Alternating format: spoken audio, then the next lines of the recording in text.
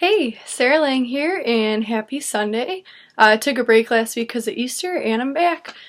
So this week, I wanted to talk to you about something that's a little different than the normal health and fitness topics I've been covering. When I say what it is, you might not realize how it relates to health and fitness, but I'll get into that. And what I'm going to talk about this week is called personal development. It's something I've learned a lot about since I started doing the health and fitness coaching. It's one of the things that my team really emphasizes, and I think that it's one of the most important because it gets your mind in the right spot. And personal development is basically reading, listening, or any other kind of activity that helps you better yourself. And so this could be in any different realm. So financially, mentally, emotionally, it could have to do with your relationships, it could have to do with leadership. And so I wanted to specifically talk about one of the books that has been the most inspiring to me and kind of share with you some of the lessons I've learned from it. And it's this book right here. If you have kids and you don't want them to hear this word, it's You Are a Badass by Jen Sincero. And the rest of the title is How to Stop Doubting Your Greatness and Start Living an Awesome Life. So I marked some of the pages, as you can see, and I just wanted to share some of the lessons I've learned from it. So, what I love about this is it goes through systematically, and it kind of talks about the background, how we are, why we are, and how some of that is like limiting to what we want to do, following our dreams, basically helping you get out of your own way, because we kind of hold ourselves back in our mentality sometimes. But it actually gives you solutions and steps to follow. Basically, it makes you stop sabotaging yourself. So right here, one of the first quotes I marked was, if you are depressed, you're living in the past. If you're anxious, you're living in the future. And if you're at peace, you are living in the present.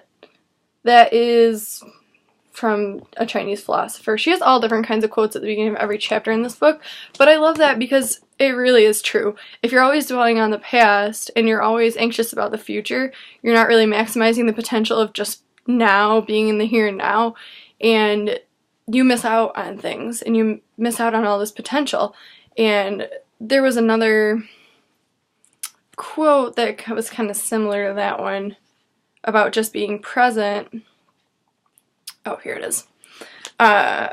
It's a Mark Twain quote, and I love Mark Twain. So, I have lived a long life and had many troubles, most of which never happened. So if you're worrying all the time, a lot of those things are never going to happen, so why waste your time on it? Another thing I learned from this book is believing in things before they happen. So manifesting what you want to happen and believing that it can and will happen to you. So this quote is from Jen Sincero from the book.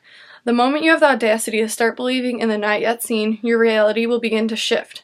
The following is hugely important, so please pay very close attention. You have to change your thinking first, and then the evidence appears. Our big mistake is that we do it the other way around. We demand to see the evidence before we believe it to be true. So the way this relates to health and fitness, I think, is that we always want to see results. We want to see changes, and right away that might not happen, but you need to believe that it will. And if you quit before you see results, then you're just kind of giving up on yourself. But if you believe that you're going to make a change, and you believe that you're going to, hold a plank for a minute, or you believe that you're going to lose 10 pounds, or you believe that you're going to be able to fit back into that dress, you'll work toward that and you'll be able to do it. But it's also a mindset thing, so I think it's really, really important. The biggest thing I get out of this book is to get out of your own way, that we are the ones that are limiting ourselves, that it's that voice in our head that's saying, I can't, I won't, I'll never be, feeling disappointed in yourself, feeling hurt, and just kind of,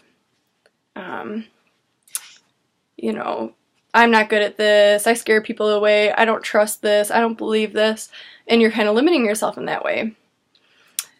Another thing I learned from this book is being grateful. If you're always grateful about what's happening to you, you see things in a more positive light, you are more thankful to those that are around you, and you're just more of a pleasant person to be around. And also to forgive yourself and others, forgive yourself for things that you've done, forgive others for things that they've done, because if you just let something like that fester inside of you, you just give off this negative energy, and again, you're just a more pleasant person to be around, and don't you want people to want to be around you, kind of thing.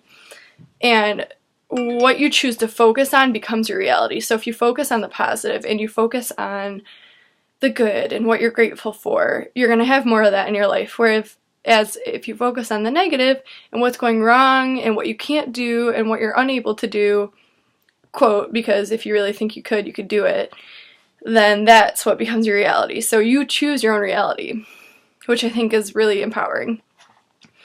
Let's see. And then one other thing I really learned about this is the people that you surround yourself with are excellent mirrors for who you are and how much or how little you love yourself.